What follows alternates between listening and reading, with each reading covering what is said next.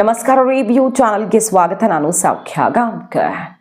Big secret ಅನ್ನು ಸಿಡಿಸಿದ್ದಾರೆ D K Shivakumar. ಏನದು ಹಾಗಾದರೆ? Blank cheque secret. Rahul Gandhi ಕೊಟ್ಟ ಟಾಸ್ಕನ್ನು ಅತ್ಯಂತ ಯಶಸ್ವಿಯಾಗಿ ಪೂರೈಸಿಬಿಟ್ರ ಡಿ ಕೆ. ಕುರ್ಚಿವಾರಲ್ಲಿ ಪೈಪೋಟಿಯಲ್ಲಿರುವಂಥ ಬಂಡೆಗೆ ಈಗ ಆತ್ಮವಿಶ್ವಾಸ ಕೊಡ್ತಿರುವಂಥ ನ್ಯೂಸ್ ಇದು. ಹೈಕಮಾಂಡ್ ಫುಲ್ ಖುಷಾಗಿದೆ. ಡೀಟೇಲ್ಸ್ ಇರ್ತಾ ಹೋಗ್ತೀವಿ. ಡಿ ಕೆ ಶಿವಕುಮಾರ್ ಅವರೇ ಖುದ್ದು ಮಾಹಿತಿಯನ್ನು ಹೊರಗಿಡ್ತಾ ಇದ್ದಾರೆ. ನೋಡ್ತಾ ಹೋಗೋಣ, ಮಿಸ್ ಮಾಡ್ತಾರೆ. ನಮ್ಮ ಚಾನಲ್ನ ಸಬ್ಸ್ಕ್ರೈಬ್ ಮಾಡಿ, ನಿಮ್ಮ ಅಭಿಪ್ರಾಯ ಕಮೆಂಟ್ ಮಾಡಿ ತಿಳಿಸಿ. ಎಸ್ ವೀಕ್ಷಕರೇ, ಈಗಾಗಲೇ ರಾಹುಲ್ ಗಾಂಧಿ ಅವರ ಜೊತೆ ಮೀಟಿಂಗ್ ಮಾಡ್ಕೊಂಡು ಬಂದಿರೋ ಡಿ ಕೆ ಶಿವಕುಮಾರ್ ಸುಮಾರು ತಿಂಗಳಾದಮೇಲೆ ಅರ್ಧ ಗಂಟೆ ಮಾತುಕತೆಗೆ ಪ್ರಿಯಾಂಕಾ ರಾಹುಲ್ ಒಟ್ಟಿಗೆ ಸಿಕ್ಕಿದ್ರು. ಸೋನಿಯಾ ಗಾಂಧಿಯವರು ಖರ್ಗೆ ಅವ್ರ ಜೊತೆಗೂ ಮಾತುಕತೆ ಎಲ್ಲ ಮಾಡ್ಕೊಂಡು ಬಂದರು. ಅದಾದಮೇಲೆ ಬಜೆಟ್ ಅಧಿವೇಶನ ಆಯಿತು. ಬಜೆಟ್ ಮುಗೀತಾ ಇದ್ದ ಹಾಗೆ ಈ ಅಧಿವೇಶನದ ಹೊತ್ತಲ್ಲೇ ಎಲ್ಲ ಬೆಳವಣಿಗೆಗಳು ಹಿನ್ನೆಲೆಯಲ್ಲಿ ನಡೀತಾನೆ ಇರೋದು. ಡೆಲ್ಲಿ ಮಟ್ಟದಲ್ಲಿ ಏನೇನು ಆಗಬೇಕೋ ಅದು ಆಗ್ತಿದೆ. ಯಾರ್ಯಾರನ್ನು ಮೀಟ್ ಮಾಡಬೇಕೋ ಮಾಡಿದ್ದೀನಿ ಅಂತೆಲ್ಲ ಹೇಳ್ತಿದ್ದಾರೆ. ಸೊ CM ಕುರ್ಚಿ ಎಲೆಕ್ಷನ್ಗಿಂತ ಈ ಪಂಚರಾಜ್ಯ ಚುನಾವಣೆಗೆ ರಿಸಲ್ಟ್ಗಿಂತ ಮುಂಚೆನೇ ತೊಗೊಳ್ಬೇಕು ಅನ್ನೋದು ಡಿ ಕೆ ಹಠ. ಬಟ್ ಎಲೆಕ್ಷನ್ ಮುಗಿದ ಮೇಲಂತೂ ಸಿಕ್ಕೇ ಸಿಗತ್ತೆ ಅಂತ ಅಭಯ ಸಿಕ್ಕಿದೆ ಅನ್ನೋದು ಕೈಪಾಳಿದ ಸುದ್ದಿ ಅಲ್ವಾ. ಇದರ ನಡುವೆ ರಾಗ ಮನಸ್ಸು ಗೆದ್ದ ಡಿ ಕೆ. ನೋಡಿ, ಈಗ ಒಡಿಶಾ ಶಾಸಕರೆಲ್ಲ ಬಂದಿದ್ರಲ್ವ, ರಾಜ್ಯಸಭೆ ಟೆನ್ಷನ್ನು. ಅಸ್ಸಾಂನ ಶಾಸಕರಿಗೆ ಅಲ್ಲಿ ವಿಧಾನಸಭಾ ಚುನಾವಣೆಗೇನೆ ಟಾರ್ಗೆಟ್ ಮಾಡಿಕೊಂಡು ದೊಡ್ಡ ಮಟ್ಟದ ಆಪರೇಷನ್ನು ಅನ್ನೋ ಸುದ್ದಿ ಬಂತು. ಆಮೇಲೆ ಒಡಿಶಾ ಶಾಸಕರು ರಾಜ್ಯಸಭೆಗೆ ಕುದುರೆ ವ್ಯಾಪಾರ ಮಾಡೋಕ್ಕೆ BJP ಪ್ರಯತ್ನ ಮಾಡ್ತಿದೆ ಅಂತ ಕಾಂಗ್ರೆಸ್ಸು ಭಯದಲ್ಲಿ ಬೆಂಗಳೂರಿಗೆ ಶಿಫ್ಟ್ ಮಾಡಿದ್ರು. ವಂಡರ್ಲಾ ರೆಸಾರ್ಟ್ಗೆಲ್ಲ ಶಿಫ್ಟ್ ಮಾಡಿದ್ದು ಡಿ ಕೆ ಶಿವಕುಮಾರ್ ಅವರು ಆ ಟಾಸ್ಕನ್ನು ಎತ್ಕೊಂಡಿದ್ರಲ್ವ. ಈಗ ನೋಡಿ, ಬಿಗ್ ಬಾಂಬ್ ಸಿಡಿಸಿದ್ದಾರೆ. ಯಾರು ಅಪ್ರೋಚ್ ಮಾಡಿದ್ರು ಕೈ ಶಾಸಕರನ್ನ, ಡಿ ಕೆ ಶಿವಕುಮಾರ್ ಏನು ಮಾಡಿದ್ದಾರೆ ಅನ್ನೋದ್ರ ಬಗ್ಗೆ ಅವ್ರು ಹೇಳಿರೋದೇನು, ಡೀಟೇಲ್ಸ್ ಇರ್ತಾ ಹೋಗ್ತೀವಿ. ನಮ್ಮ ಒಡಿಶಾ ಶಾಸಕರು ರೆಸಾರ್ಟಲ್ಲಿದ್ದರು. ಬ್ಯಾಟರಾಯನಪುರ ಸುರೇಶ್ ಅನ್ನೋ ವ್ಯಕ್ತಿಯ ಮೂಲಕ BJP ರೂಮ್ ಬುಕ್ ಮಾಡಿ ಉಳಿದುಕೊಂಡಿದ್ದಾರೆ. 5 ಕೋಟಿ ಆಫರ್ ಕೊಟ್ಟಿದ್ದಾರಂತೆ. ಡಿ ಕೆ ಶಿವಕುಮಾರ್ ಅವ್ರು ಹೇಳ್ತಿರೋದು 5 ಕೋಟಿ ಆಫರ್ ಕೊಟ್ಟು MLAನ ಮೀಟ್ ಆಗಿದ್ದಾರೆ. ಆದರೆ ಅದಕ್ಕೆ ನಮ್ಮವರು ಒಪ್ಪಿಲ್ಲ. ಒಟ್ಟು 4 ಜನ ಇದ್ದರು ಡೀಲ್ಗೆ ಇಳಿದವರು, ಅವ್ರನ್ನೆಲ್ಲ ಹಿಡಿದು ಹಾಕಿದ್ದೀವಿ.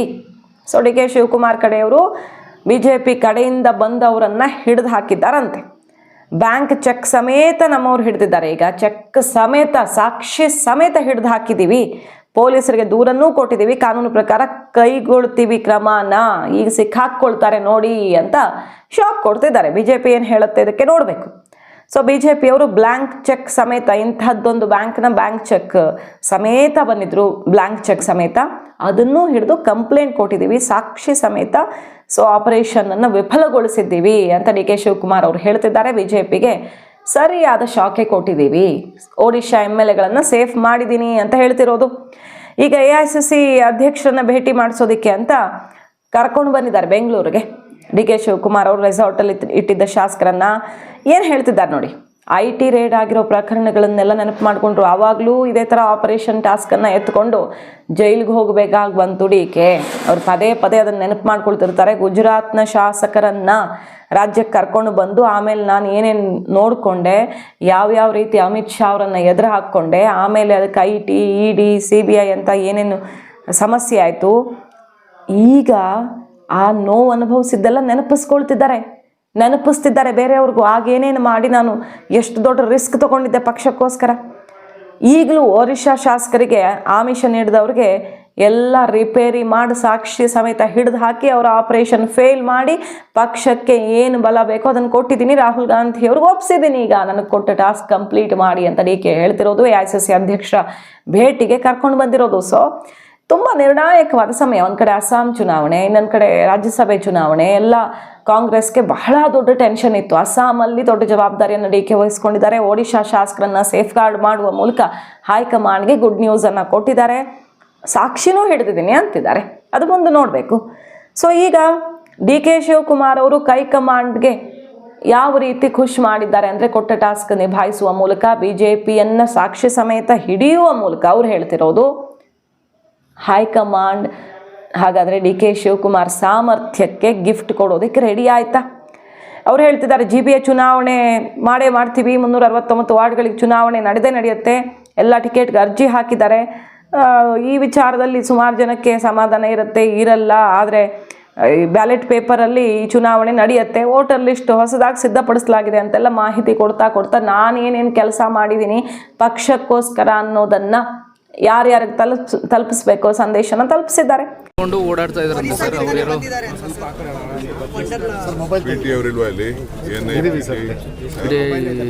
ಅವರು. ನೀವು ಖರ್ಗೆ ಮನೆ ಹತ್ರ ಹೋಗ್ತೀರಿ ಅಂತ ಅಲ್ಲ, ಖರ್ಗೆ ಮನೆ ಹತ್ರ ಹೋಗಿ AICC ಅಧ್ಯಕ್ಷ ಮನೆ. ಈಗ ಇಬ್ಬರು 4 ಜನ ಒರಿಸ್ಸಾಯಿಂದ ಬಂದಿದ್ದಾರೆ. 4 people have come from Orissa. They have booked a room taking the assistance of one Mr. Suresh here. They have entered the premises. After entering the premises, they have met one of our MLAs. Morning. They are offering 5 crores per vote. They have come with the blank check. They wanted 2 members. They have brought 2 checks from the BJP side. So the MLA has refused. He has informed us. So our people have handed over the checks and the people. 2 of them have escaped and 2 of them have been caught. They have accepted that. Yes, we came for the same purpose. So a complaint has been on the way to file there. So they are doing the job as per the law. This is a great Operation Lotus carried out by our BJP friends in Karnataka. So the further they will only, our leaders are there, the AICC secretaries and MP is also there. They will explain to all of you what is going on. This is what I would like to inform you. But sir BJP ಎಲ್ಲ ಕಡೆನೂ ಹೀಗೆ ಮೇಲೆ ಇದ್ದರು. 4 ಜನ ಬಂದಿದ್ದಾರೆ. ಒಬ್ಬ local ಯಾರೋ ಒಬ್ಬ ಬ್ಯಾಟ್ರಾಯಪುರ ಸುರೇಶ್ ಅನ್ನೋ ಹತ್ರ ಬುಕ್ ಮಾಡಿಸಿದ್ದಾರೆ ಆನ್ಲೈನಲ್ಲಿ. ಹೋಗಿದ್ದಾರೆ.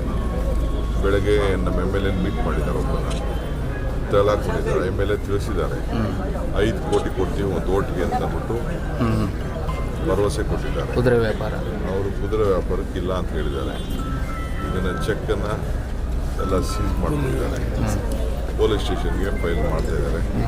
ಮುಂದೆ ಕಾನೂನು ಏನಿದೆ ಅದು ಕ್ರಮ ಕೈಗೊಳ್ಳಿ. ಸರ್, ಅಲ್ಲಿ ಕುದುರೆ ವ್ಯಾಪಾರ ಆಗುತ್ತೆ ಅಂತ ಇಲ್ಲಿ ಕರ್ಕೊಂಡ್ಬಂದ್ರು ಕೂಡ ಇಲ್ಲಿಗೂ ಅದೇ ವ್ಯಾಪಾರ ನಡೀತಾ ಇದೆ ಅಂತ ಅವ್ರ ಅಧ್ಯಕ್ಷರು, ಪಕ್ಷದ ಅಧ್ಯಕ್ಷರು, ಪಕ್ಷದ MLA, ಪಕ್ಷದ ಅಧ್ಯಕ್ಷರು ಭೇಟಿ ಮಾಡಿದೆ. ಇನ್ಯಾರು ಭೇಟಿ? BJP